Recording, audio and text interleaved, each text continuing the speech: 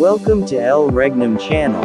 If you are new to this channel, please do not hesitate to click subscribe and hit the notification bell for you to be more updated of the coming videos.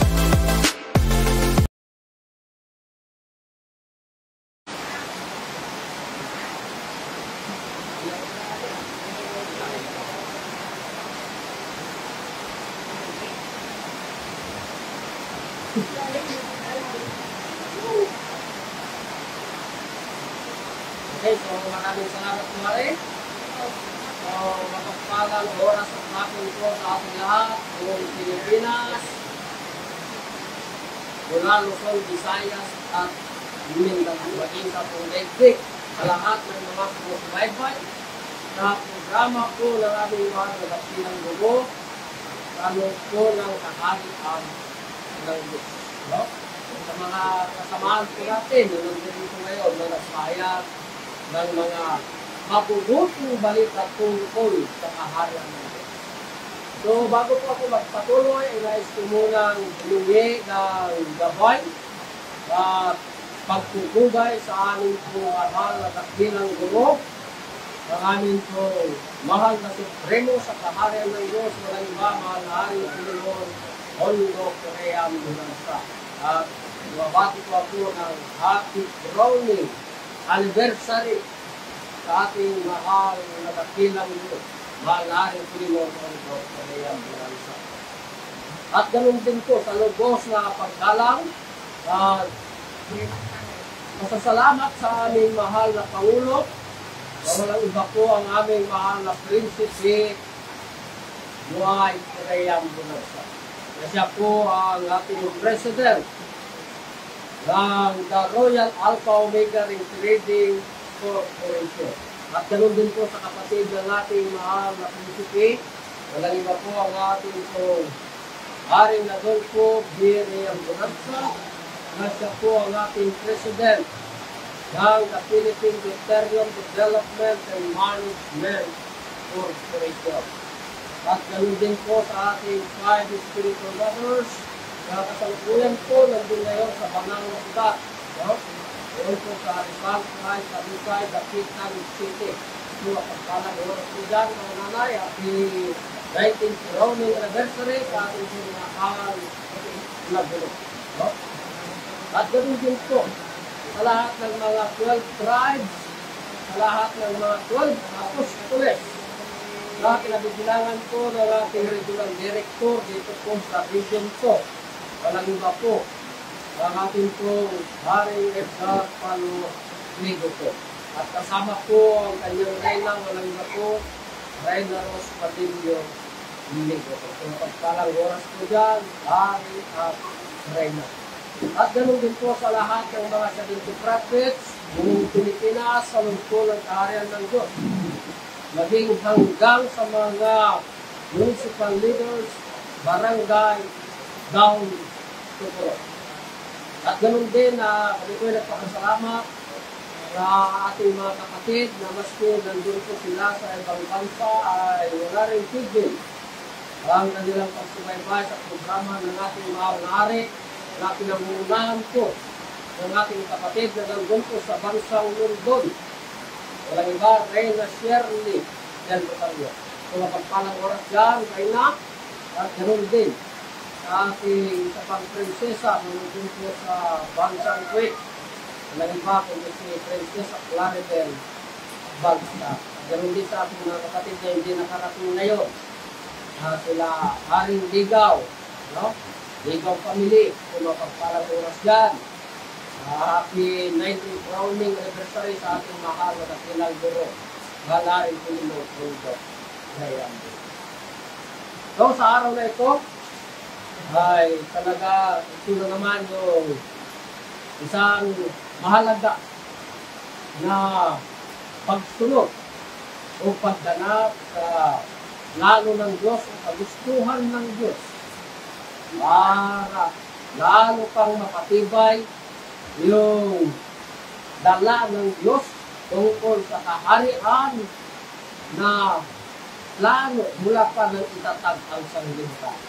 No? Kaya pakinggan po natin mga kapatid yung mga matitibay na ebidensya o pagpapatunay na itong bansa nating Pilipinas ay siyang kaharian ng Diyos. No? Kaya nga, ang kaharian ng Diyos ay hindi po ito nakukuha sa salita ko lamang. Diba? Napakadaling banggitin. Napakadaling basahin ang salitang Kingdom of God. Ngunit ano ba yung nakatagong lihim sa likod ng kaharian ng Diyos? Huh? Na wala man lang nakakalam, kundi lang yung may-ari.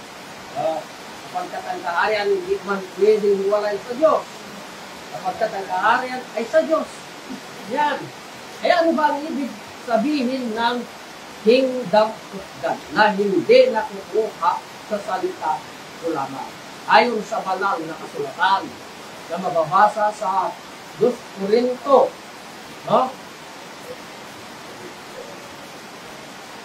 2 Corinto 20 verse 4. Tara, ano? 2 Corinto.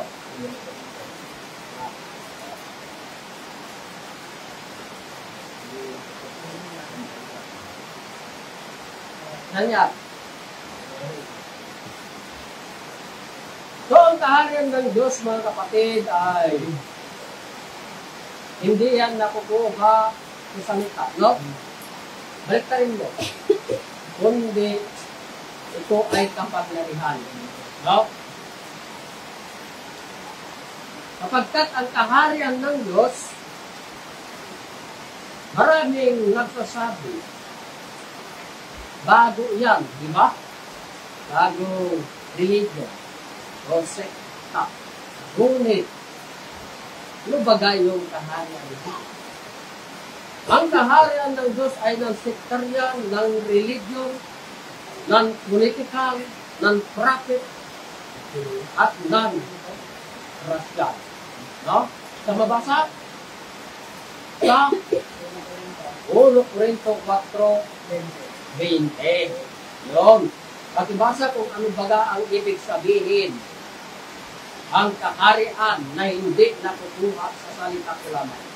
Pakibasa po. Ganito po ang mabasa ayon po sa banal na kasulatan. Sapagkat ang kaharian ng Diyos ay hindi sa salita, kundi sa kapangyarihan. Yan. So sinabi ng Diyos, ang kaharian ng Diyos ay hindi nakukuha sa salita. No? Kundi kapangyarihan. Yan. No? So ibig sabihin, gobyerno ito ng Diyos. No? Government of God. Sabi ko, hindi religion, hindi sektaryan, non-political, non-racial, non-profit. Kundi ito ay gobyerno sa Diyos. Na ito rin po ang aming pinapaabot sa lahat ng nakikinig, sumusubaybay sa programa ng aming mahal na hari na ibalita. No? Ibalita yung tungkol sa kaharian ng Diyos. Hindi lang dito sa bansa natin Pilipinas, kundi sa sanglibutan ayon sa banal na kasulatan na mabasa sa Matthew. No?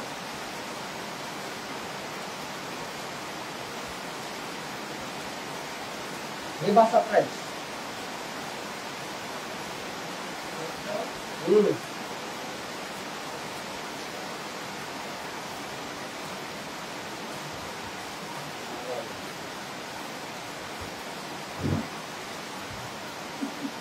ganito po ang mabasa ayon po sa banal na kasulatan sa Matthew 24:14. 14. Yeah. At ipangangaral ang ebanghelyo nito ng kaharian sa buong sanlibutan sa pagpapatotoo sa lahat ng mga bansa. At kung magkagayoy, darating ang wakas. Yan. Napakaliwanag po yung sinabi ng Diyos, no? Hindi lang dito sa bansa nating Pilipinas, kundi maging sa sanglibutan. may pahayag ang Ebanghelyo sa kaharian. No? At bigyan ng patutuo. So, narinig natin yung mga nauna na nagsalita, talagang pinatunayan na ang kaharian ng Diyos ay dito talaga sa bansa natin Pilipinas. Ngunit gaano ito katotoo? Kailangan balikan natin yung mga kaganapan. Diba? Balikan natin yung kaganapan para malaman natin yung plano o programa ng Diyos sapagkat may nakasulat. No? Na ang nakasulat ayon sa banal na kasulatan sa Ecclesiastes 1:9. No? Anong sinasabi diyan? Pakibasa tayo. So, ito ang makabasa ay ito sa banal na kasulatan. Yaong nangyari ay siyang mangyayari. At yaong nagawa ay siyang magagawa. At walang bagong bagay sa ilalim ng araw. Yan. So, napakinggan po natin mga kapatid. No? Kung gaano baga kako, katotoo, at katibay yung mga salita ng Diyos tungkol sa kaharian ng Diyos. Nakako, balikan natin yung kaganapan para mas higit po natin maunawahan yung kaharian ng Diyos na plano ng Diyos sa daigdig.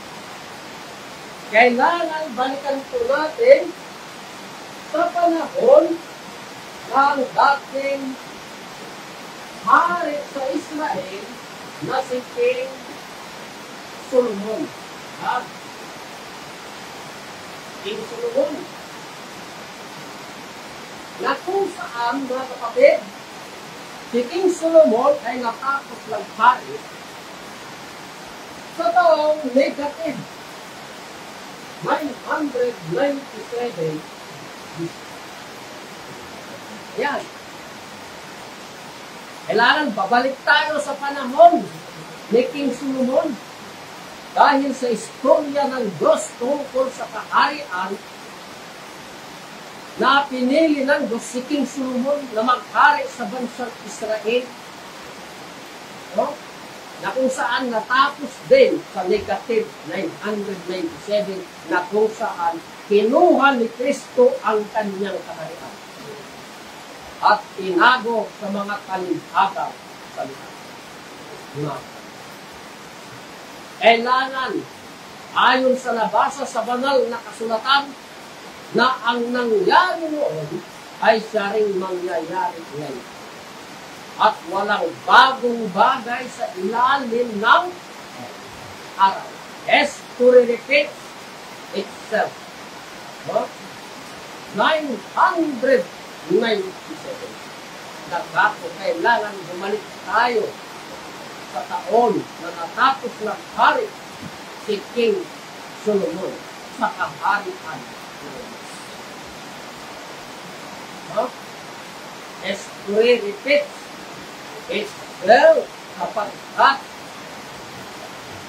ang kaharian ng Diyos na naibigay kay King Solomon dahil sa kasalanan ay pinarusahan ang bansang Israel sa loob ko ng 390 years. Pinarusahan ng Diyos sa pagdating ng mga anak ni King Solomon na si Roboam at saka si Jeroboam. Kailangan sakto sa sukatan ng Diyos sa mga matibay na ebidensya sapagkat ang banal nga na kasulatan, mga kapatid, ay mayroon itong 4 na pagkitos na ang una, prophecy. Pangalawa, history. Pangatlo, mathematics. Pang-apat, ang science. Na siyang magbubukas sa mga nakatagong lihim sa kaharian. Dahil sa kasalanan nahati ang Israel at naparusahan sa loob ng 309 years. Well, sa pagdating ng mga anak ni King Solomon. Kaya ang 390 years, kung ating isubtract sa negative 997, ang sukat 607 BC. Yan po ang sukatan sa plano ng Diyos. 607 BC. Okay.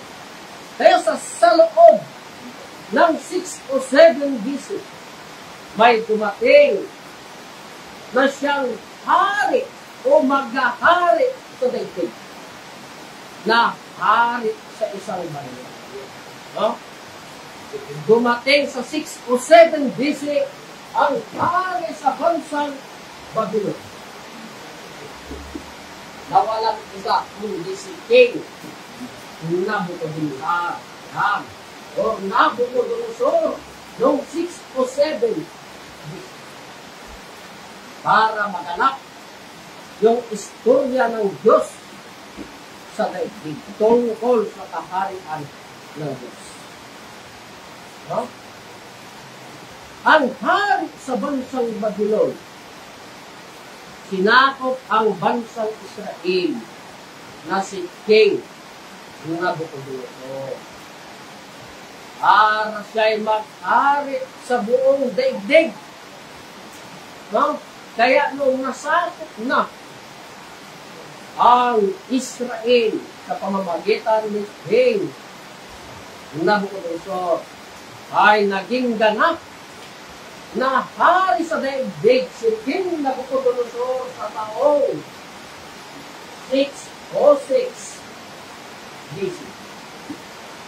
Yan ang pag-umpisa ng hari sa Babylon na naging hari sa daigdig sa taong 606 BC. Ang bansang Babylon ay naging kaharian sa daigdig sa paghahari ni King Nabucodonosor. Subalit, mga kapatid, sa pagsik ni King Nabucodonosor na kung saan pinapatay o pinaparusahan ang mga anak ng Diyos na kinuha sa Israel, ikinulong sa Babylon, inarusahan ito ng Diyos. Inarusahan ng Diyos si King Nabucodonosor na imbis na 70 years mag-hari si King Nabucodonosor, pinag-exit ito ng Diyos dahil sa laman o sa mga hinirang na maliligtas. Inarusahan ng Diyos si King Nabucodonosor imbis na 70 years, naging 68 years na lang yung pagkahari ni King Nabucodonosor sa buong daigdig. No? Para malaman natin kung gaano katutubos yung istorya ng Diyos tungkol sa kaharian, tungkol sa kaharian ng Diyos na plano sa daigdig. No. Kaya sa 68 years na natapos naghari ni King Nabucodonosor, kung ating isubtract ang 68 years sa 606 BC, ang sukat 538 BC. Yan po. Yan naman po ang pagdating ng hari sa Medo-Persia. No? Doon sa Medo-Persia na hari si King Cyrus David o Cyrus Daniel. No? Noong 538 BC na kung saan sa panahon ni King Nabucodonosor ay nasira ang akalan mo. dahil sa pinili ng Diyos na si King Cyrus the Great ay muling may tayo ang bahay ng Diyos at kaharian. Nakita ni Cyrus the Great sa aklat na mayroong plano na 40 years itatayo ang bahay ng Diyos. So, 40 years. Subalit, nasaan na ang kaharian ng Diyos na kinuha ni Kristo mula pa sa panahon ni King Solomon? Kailangan history repeats itself. Ang nangyari noon ay siya rin mangyayari ngayon. So, history repeats itself sapagkat ito bansang Israel ay siyang lumang Jerusalem. Yan ako ang lumang Jerusalem. Kapagkat may plano ang Diyos, hindi matawag ang Jerusalem na luma kung walang bagong Jerusalem. Kailangan sa bagong Jerusalem, sa istorya ng Diyos, ay kailangan maripit ang nangyari noon at maganap doon sa bagong Jerusalem. Ha?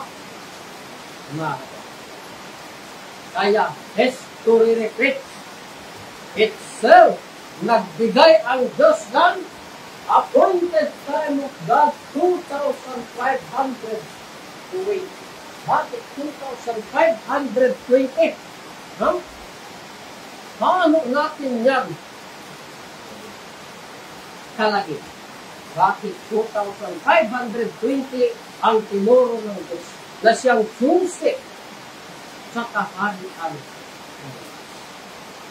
Kailangan mabuksan ayon sa istorya ng Diyos para mas higit natin maunawahan na ang kaharian ng Diyos na kinuha pa sa panahon ni King Solomon at ibinigay sa isang bansa na magkakabunga, alamin po natin ayon sa banal na kasulat. Kung bakit 4,500?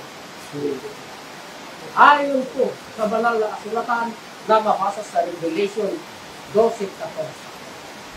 Kapilasa. Ganito po ang mabasa ayon po sa banal na kasulatan. At sa babae, binigay ang 2 pakpak ng anghel lalaki upang ilipad sa ilang mula sa harapan ng ahas hanggang sa kanyang tahanan na pinagtagpilihan sa isang panahon. Isang panahon At mga panahon at mga panahon at kalahati ng isang panahon. at kalahati ng isang panahon. Ano? Sa 12:6. At tumakas ang babae sa ilaw na doon siya'y ipinagtanda ng Diyos ng isang dako upang doon siya'y ampunin 1,260 araw. 260 araw. Ngayon, mga kapatid, paano natin ikalagay ang binigay ng Diyos na isang panahon, mga panahon at kalahati ng isang panahon? Kung walang magdadala at magtuturo yan, paano natin mabuksan o makalag? Yung binigay ng Diyos na isang panahon, mga panahon at kalahati ng isang panahon. Paano natin yan makalag? Kung wala man yung magtuturo na may ari ng kaharian para malaman yung buong katotohanan, bakit 2,520 ang siyang susi o appointed time of God. No?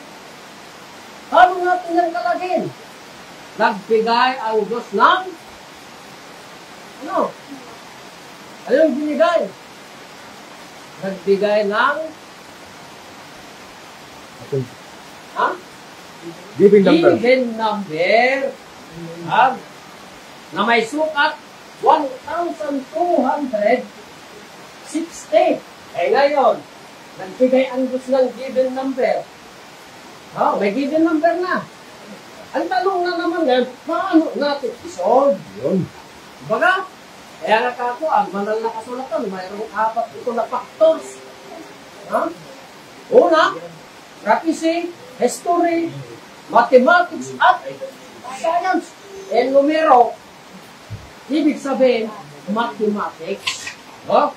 Para mabuksan natin yung lihim ng Diyos sapagkat ginamit ang Diyos at isang panahon, mga panahon at kalahating panahon sa talinhagang salita. Yan ang dapat natin bigyan ng pansin sapagkat ito ay direksyon sa kaharian ng Diyos na kinuha ni Kristo.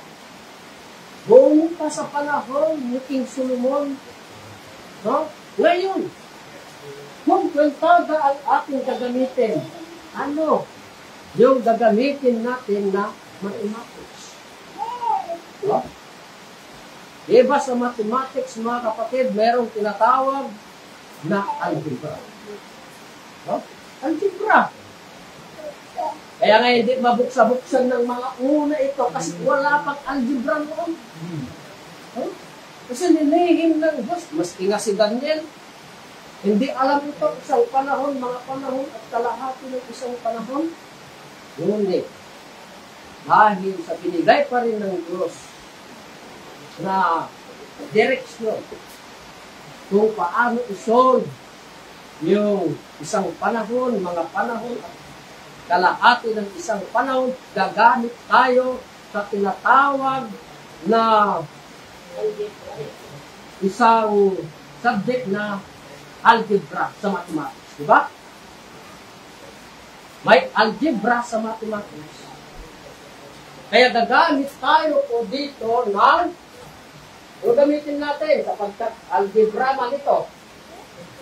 Gagamit po tayo ng let x, no?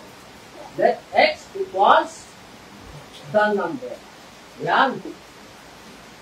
Yan po ang gagamitin natin. Yan ay gamit sa algebra. Ngunit ang algebra, mga kapatid, ay may 4 ito na rules. No?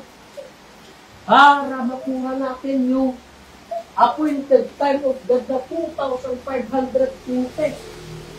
At mapalabas natin yung given number ng Diyos na 1,260 na siyang pagsusolve. So, sa sekreto ng Diyos sa daigdig tungkol sa kaharian ng Diyos. Kung nasaan ang kaharian ng Diyos. Ano yung role sa algebra? Ano yung unang role sa algebra? To add to numbers having like sign, find their sum and prefix their common sign. Pangalawa, To add to numbers having like sign, find their difference and prefix the sign of greater number.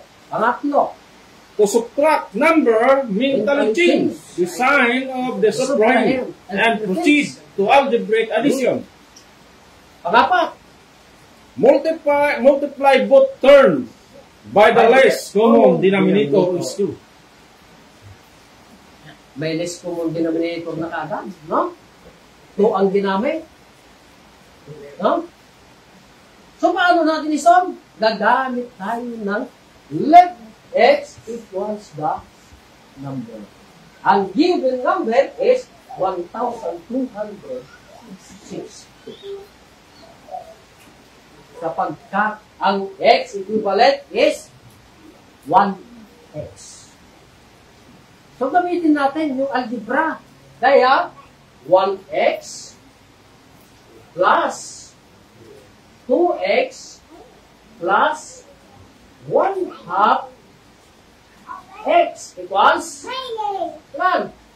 Given number ng Diyos, 1,260. Yan. Yan ang rules sa algebra para masolve natin yung plano ng Diyos sa daigdig. Bakit appointed time of God 2,520 kung nasaan ang kaharian ng Diyos? Baga? Para mas higit ko natin naunawahan. Ngayon, 1x plus 2x plus 1 half x equals 1,260. So, gagamit po tayo dito ng ano? Plus. Baga? So, 1x plus 2x equals 3x. Yan. 3x plus 1 half x equals 1,260. No? Ngayon, ano gagamitin natin rules sa apat na rules sa algebra? Para masolve natin. Gamitin natin yung pang-apat na rules sa algebra na tinawag na multiply both terms by less common denominator. No? Saan ba yung denominator dito? Ito, na siyang less common denominator. Hindi man pwede yung 1 kasi denominator. No? Kaya, gamit tayo ng less common denominator is 2. Kaya, gagamit tayo ng times. So, close and open 150. No?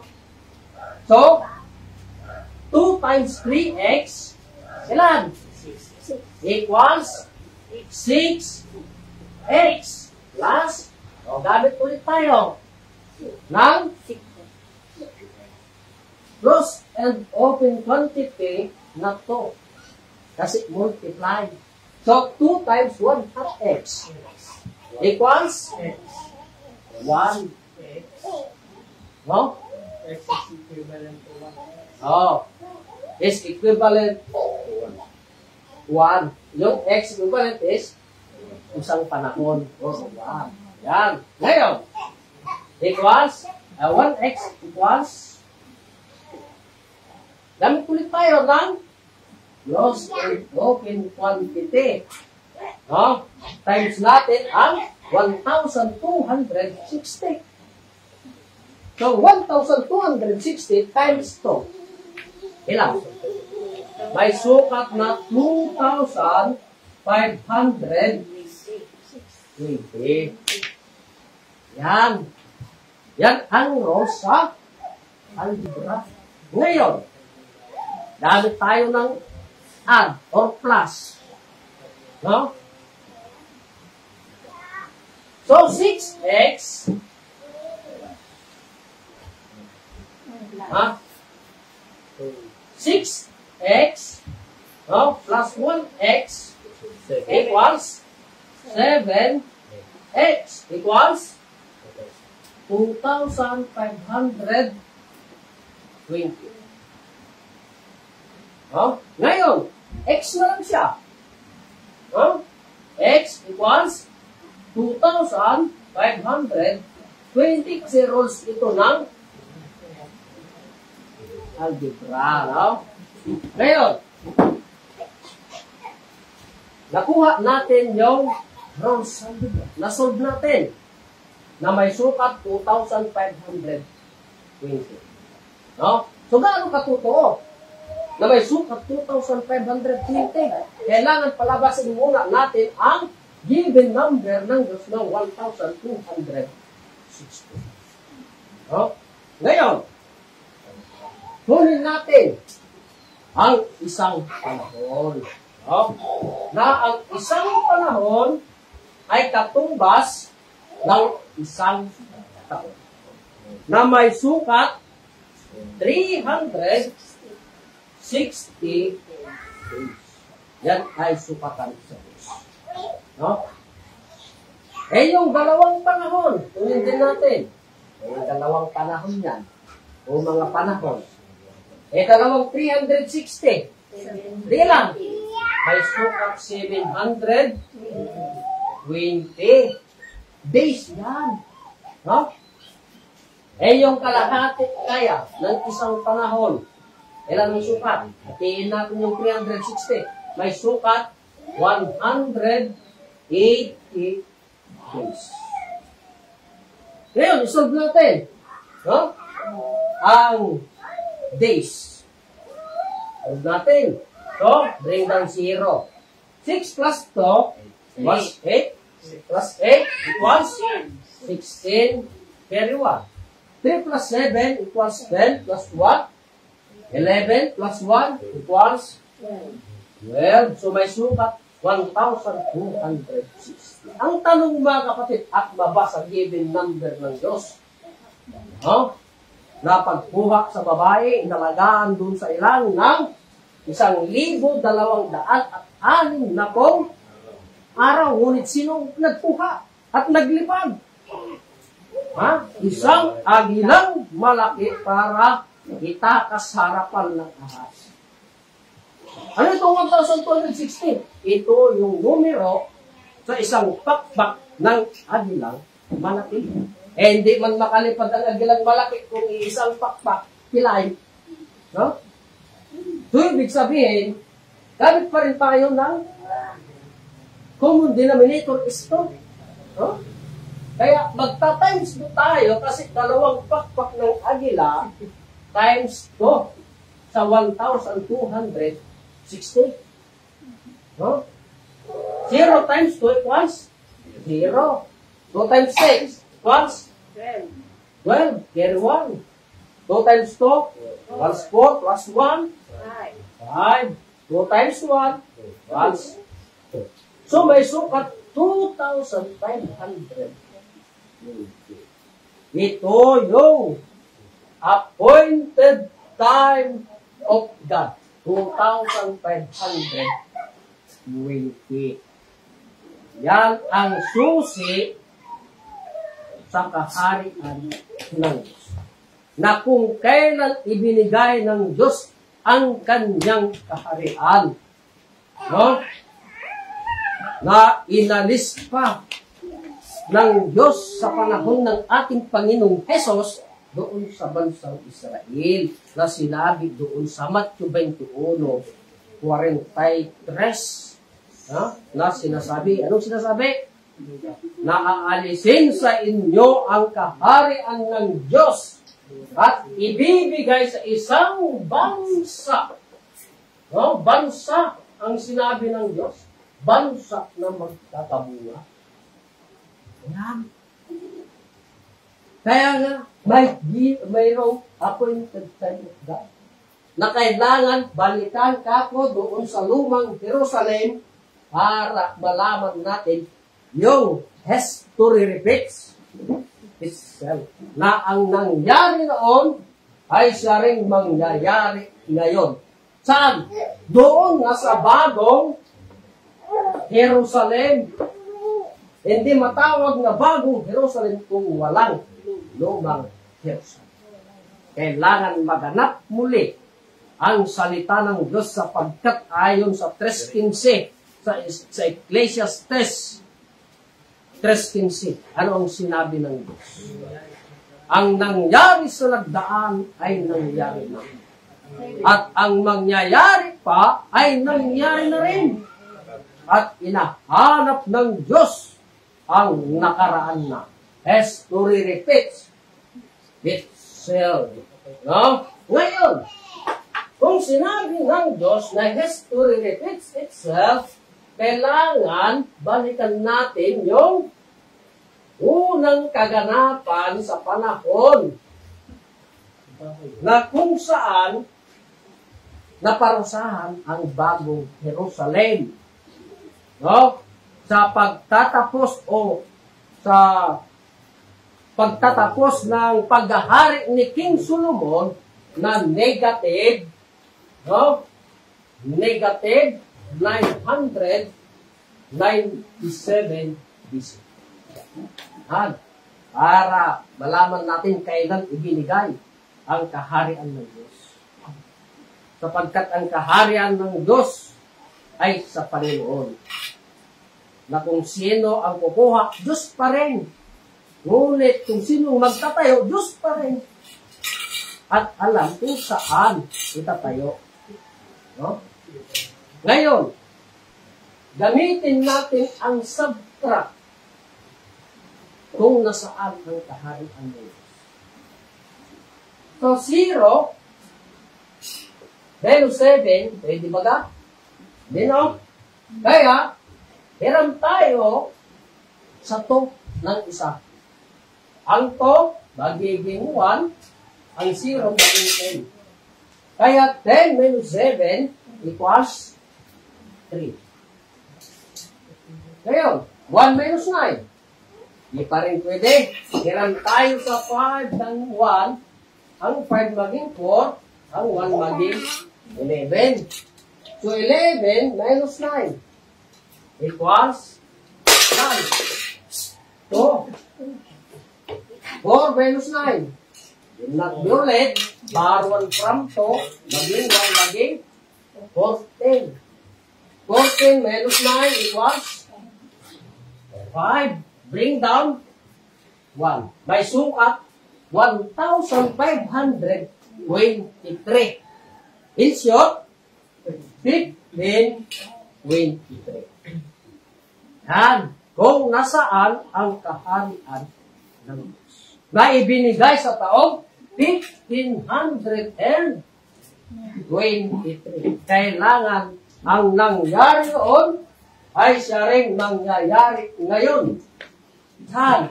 Doon sa paglilipatan ng Diyos ng kanyang kaharian. Na isang bansa na magtatabuhan. History repeats itself. So kung history repeats itself, kunin natin ang 1523. Kung anong nangyari noon, ay siya rin mangyayari ngayon. Ano bang nangyari noon? Ha? Mayroong kaparusahan sa Israel na 390 years. So kunin natin ang 390 years para i-plus sa 1500. No? Kaya nga, history repeats. Ngayon, sa taong 1523, ang sukatan ko dito ay puro positive. Puro pataas na. Kaya kung i-plus natin, ang sukat ay 1913. Sa taong 1913, sino ang dumating? Ha? Sa taong 1913, ito ang pagdating ni kapatid Felix Usagon Y. Manalo. Yan. Para maganap ang history repeat itself, mga kapatid, ay kailangan ang spirit ni King Nabucodonosor ay papasok sa taong 1913. No? Yan ang spirit. Na si King Nabucodonosor, mga kapatid, ay hari sa Babylon. Hari siya sa Babylon. Kaya yung spirit pumasok sa taong 1913. Sa katayuan ni King Nabucodonosor, naging hari siya sa daigdig sa taong 606 BC. Naging tanyag na hari sa daigdig. Ngayon, dahil sa istorya ng Diyos, kailangan ma-repeat, no? Yung istorya ng Diyos. Kaya,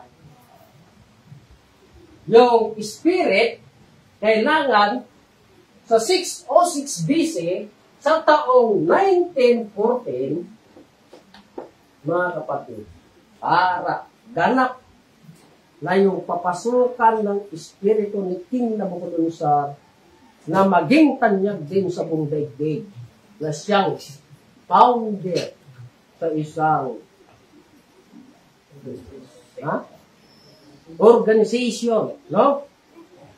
Kailangan tanyag siya sa buong daigdig. No? Kaya sa taong 1914, sa katauhan ni Felix Osagon Y. Manalo, rinihistro ang INC or Iglesia ni Cristo. Kailan? Noong July 27, 1950. Ngunit, ano ang itatayo ng Diyos? Ang tanong lang. Ha? Ang Diyos sa langit ay magtatayo ng isang kaharian na kailanman ay hindi mabigit. Saan itatayo? Ha? Sa isang bansa, mga kapatid, ayon sa sulat ni Jeremias. Itatayo ang kaharian ng Diyos at itatatag sa isang bansa. No? Kaya sa taong 1914, naging tanyag si kapatid Felix Y. Manalo. Naging tanyag siya na founder sa isang organization na Iglesia ni Cristo sa buong daigdig. Kaya yung istorya ng Diyos sa una na si King Nabucodonosor na pumasok sa katauhan kapatid Felix Y. Manalo, kailangan maganap kung gaano katagal naging tanyag si King Nabucodonosor ay ganun din ang magaganap dito sa pinaglipatan ng Espiritu ni King Nabucodonosor. No? Bakit? Mga kapatid, si King Nabucodonosor sa kanyang panahon, dahil siya ang hari sa daigdig, no? Hindi siya naniniwala na si Kristo ay Diyos. No? Kaya doon, napapahirapan ang mga anak ng Diyos na kukulong dahil sa paniniwala nila sa Diyos o na si Kristo ay Diyos. Ngunit, dahil sa hari, dahil sa kanyang bagsik, siya na yung talagang hindi naniniwala na si Kristo. Sapagkat siya ang hari doon sa bansang Babylon, maging sa buhay. Kaya, yung espiritu ni King Nabucodonosor na pumasok kay kapatid Felix Y. Manalo, naging 68 years din ang kanyang tagal na namuno doon sa Iglesia ni Cristo. Dahil sa istorya ng Diyos sa loob ng kaharian. Kaya kung ating i-plus ang 68 years, mga kapatid, ang sukat ko ay 1982. History repeat itself. No? Na ang nangyari noon ay siya rin mangyayari ngayon. No? At walang bagong bagay sa ilalim ng araw. Sapagkat hinahanap ng Diyos ang nakaraan na. Ngayon, history repeat itself. Ang espiritu o spirit ni Cyrus the Great ay pumasok sa taong 1980. Ang tanong, mga kapatid, sino ang dumating sa taong 1982 na pinasukan sa espiritu ni King Cyrus the Great? Maraming dumating sa taong 1982, ngunit alamin natin kung ano yung dala. No? Mga kapatid, sino yung pinasukan ng banal na Espiritu Santo ni King Cyrus the Great noong 1982? Hindi ko ako mahiya. Nasabihin sa ating lahat maging sabong digdig. Sa taong 1982, dito, pumasok ang Espiritu ni Cyrus the Great sa katauhan ng aming mahal na dakilang guro mahal na Haring Filemon Ondo Reyam. Yan po yung pagpasok ng espiritu ni Cyrus the Great. No? Kung ano ang naganap doon, ay siya rin magaganap ngayon. Kung may 40 years dito na plano ni Cyrus the Great, kailangan ma-repeat sa loob ng 40 years. Ngunit, anong kaganapan? No? Ano ang kaganapan na ibinigay ng ating mahal na hari sa loob ng 40 years mula 1982? Ha? Kailangan mapraktis yung mga alituntunin o batas ni mahal na hari sa loob ng 40 years. Ngayon, sa 40 years na binigay ni Malnari, ilang pagpraktis sa mga batas ng Diyos. Kung ating i-plus ang sukat, 22.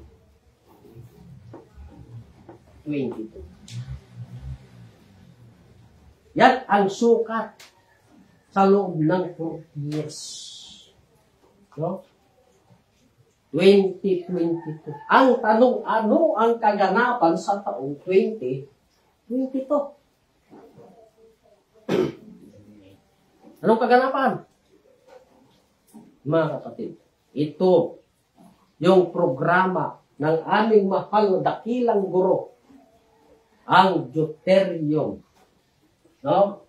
Ang Deuterium beneficiaries. Yan yung ipinasigaw ng aming mahal na dakilang guro, mahal na Haring Filemon Ondo Reyam Bonanza, na siyang Deuterium beneficiaries, na nag-umpisa noong taong 2017. No? Ngunit, mga kapatid, ay tapos na yung listing, no? Yung paglista sa mga beneficiaries. Kaya sa mga nakasali sa Deuterium beneficiaries na siyang programa ng Diyos, o ang aming mahal na ay magtiis po tayo, maghintay kapag may plano ang Diyos. Kaya ang tanong, mga kapatid, sa dito maganda. No? Una, ayon sa istorya ng Diyos, saan ito naganap? Itong istorya ng unang Jerusalem. Ang tanong, saan naganap? Sapagkat history repeats itself. No? Saan naganap yung kaganapan sa lumang Jerusalem? Di po ako mahiya. Dito po, sa bansa nating Pilipinas. No? Dito po naganap ang istorya ng Diyos mula pa ng una. Dito na, sa bansa nating Pilipinas. Na siyang bagong Jerusalem. Na kung saan dito itatayo at itatatag ng Diyos ang kanyang kaharian, na kailanman ay hindi na magigiba. No? Kapagkat pangako pa yan ng Diyos mula nang itatag ang sanglibutan. No? Mula pa nang itatag ang sanglibutan, hinanda na ng Diyos ang kingdom of God na mamanahin ng kanyang mga nasa kanan. Ngunit sino yung tumatawag? Ha? Sinabi ng hari, diba? Doon sa kanyang mga nasa kanan, hali kayo, mga pinagpala ng aking ama. Eh, sino kayo yung nagsasalita doon? Natural yung anak. Manahin ninyo ang kahariang nakahanda sa inyo, buhat pa ng itatag ang sanglibutan. Sino? Yung tinatawag ng anak? Yung nasa kanyang kanan. Yung talagang sumusunod baga sa alituntunin ng Diyos. Yan ang tagapagmana sa kaharian ng Diyos. Sapagkat mayroong pagbibigyan ng Diyos ng mana na natatagong lihim sa daang-daang taon, saan bibigay? Sa kanyang mga banal. Kaya nga pinapahanap ng Diyos ang alin? Yung mga tupa niyang nangawaglit na hindi pa nakahalo sa kanyang mga anak. No? Yan, doon maibibigay yung mana. Mga kapatid. Kaya nagpapasalamat po tayo sa ganitong mga kaganapan, sa mga programa ng Diyos. Unti-unti po nating nalalaman na yung katotohanan ay talagang unti-unti itong mabubuksan. Na siyang naisisigaw sa bansa nating Pilipinas maging sa buong na wala ng ibang dala ang Diyos kundi kaharian ng Diyos. Wala na pong iba. Sinong nagtatag? Walang iba po ang aming mahal na dakilang guro na nag-umpisa pa noong taong 1975. Hanggang 1982 na isinigaw ang kaharian ng Diyos hanggang sa pagkaristo. Noong July 27, 1992. Doon sa Security Exchange Commission. Na ang kaharian ng Diyos, non-religion, non-sectarian, non-political, non-racial, non-prophet. Kundi ito ay gobyerno ng Diyos. Kaya ang kaharian ng Diyos dito po sa bansa natin Pilipinas. Wala doon sa taas. No? Huwag po tayo magpaniwala doon. Kapagkat sino baga ang paniniwalaan po natin? Salita ng Diyos o salita ng tao? Maraming nagsasabi. O sabi-sabi ng kaharian daw ng Diyos nandun sa taas. Ngunit sa salita ng Diyos, ang kaharian ng Diyos ay maibibigay sa isang bansa na magkakabilang. Ang tanong lamang kung may bansa ba sa taas? Doon sa kapugnaw-pugnawan. Wala. Wala mang taong umakyat doon para ibalita na ang kaharian ng Diyos ay nandun sa taas. Tulad na lang ng isang scientist na si Armstrong. May binalita ba ni si Armstrong ng kaharian ng Diyos nandun sa taas? Wala. No? Mapalad nga sana ang Israel. Ang Diyos na ang nagbalita doon na ang kaharian ay nandun na sa Israel.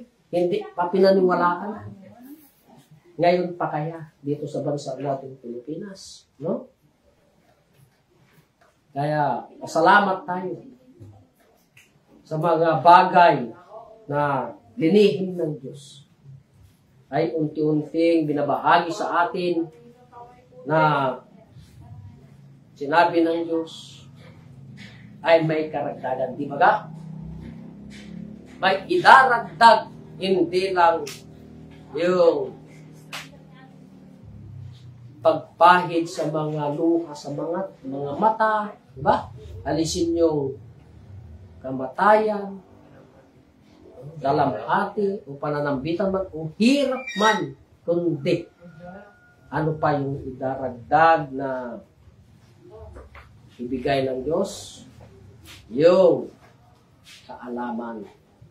Higit sa lahat, yung kaalaman ang maidaragdag sa atin. Yan yung nais ng Diyos sapagkat sinabi nga ng Diyos, hali kayo. No? Kunin nyo ang pamatok ko at mag-aral kayo sa akin. Di ba ka? Kaya yan yung karagdagan na sinasabi ng Diyos. Kaya, kapasalamat po tayo sa ating mahal na Haring Filemon Ondok Reambunanza, na siyang nagturo, na siyang may-ari sa kaharian ng Diyos.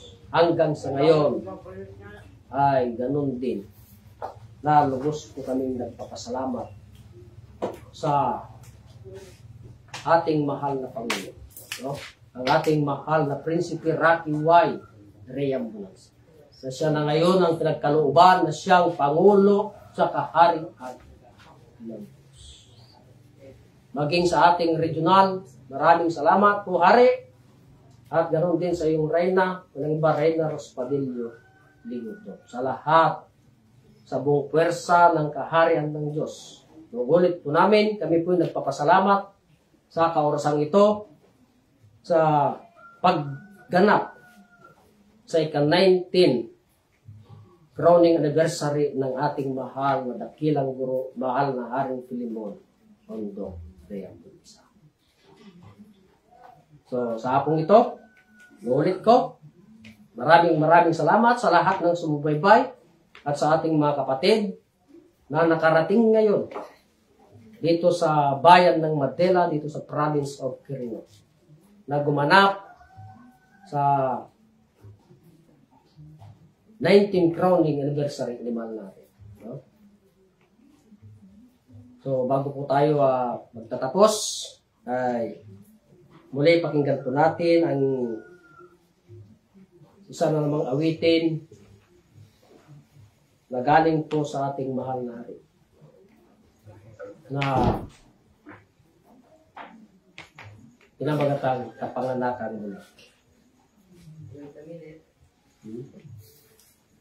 So, ulit ko, maraming salamat. Ako po ang inyong kapatid, ang inyong lingkod, Robel Baltasar, dito po sa tahanan po namin.